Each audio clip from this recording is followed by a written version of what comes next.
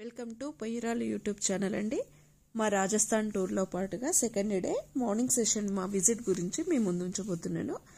మా ఉదయపూర్ నుండి exact 50 కిలోమీటర్స్లో నాథ్వారా temple ఉందండి. ఆ నాథ్వారా టెంపుల్ అనేది శ్రీకృష్ణ టెంపుల్.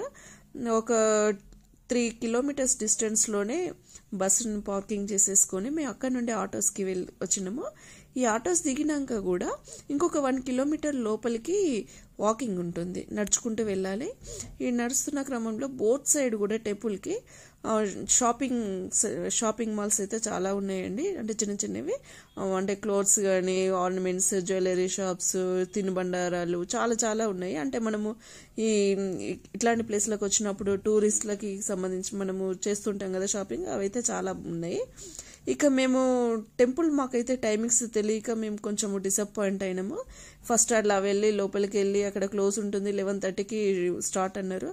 ఇక తెలియక మేము అట్లా చూసుకొని బయటకు వచ్చేసినాం. ఇది ఎగ్జిట్ ఎంట్రన్స్ అండి. మళ్ళీ తర్వాత బయటికి వచ్చినాక కొంతమంది మీడియేటర్స్ మేము డైరెక్ట్ టెంపుల్ దర్శనం చేయిస్తామన్నట్టు లోపలికి తీసుకెళ్ళిండ్రు. అట్లా కొన్ని డబ్బులు పే చేస్తే అట్లా చూసిండ్రు. కొంచెం మాకైతే ఇక్కడ ఎందుకు ఇండిసిప్లిన్ అనిపించింది. ఇక టైర్డ్నెస్, క్యూ, అంత డిస్టర్బెన్స్, చాలా టైర్డ్ అయిపోయినండి. ఇక ఇక్కడ మీకు కనిపిస్తుంది పొగలు కక్కుతున్నట్టు. ఇక మేము మార్నింగ్ నుండి అటు ఇటు తిరగడము చాలా టైర్డ్ అయిపోయినాము. ఈ అబ్బాయి ఇక్కడ మంచిగా అల్లము, లెమన్ గ్రాస్, పుదీనా వేసి టీ చేసిండ్రండి. ఇక్కడ వీళ్ళు వాడుతున్న ఏంటి అంటే టీ గ్లాస్ కాదు, మట్టితో చేసిన టీ గ్లాసులు అందులో ఊసిచ్చిండ్రు. అసలు ఆ టీ తాగినాక మాకు మార్నింగ్ నుండి మేము టైర్డ్ అయిన టైర్డ్నెస్ అంతా కూడా ఇట్లా పోయిందండి. నాకైతే ఇక్కడ చాలా అద్భుతంగా అనిపించింది టీ. నేను ఇప్పటివరకు అట్లాంటి టీ తాగలేదేమో అనుకున్నాను. ఇక మా వాళ్ళు కూడా చాలా హ్యాపీగా ఫీల్ అయ్యిండ్రు.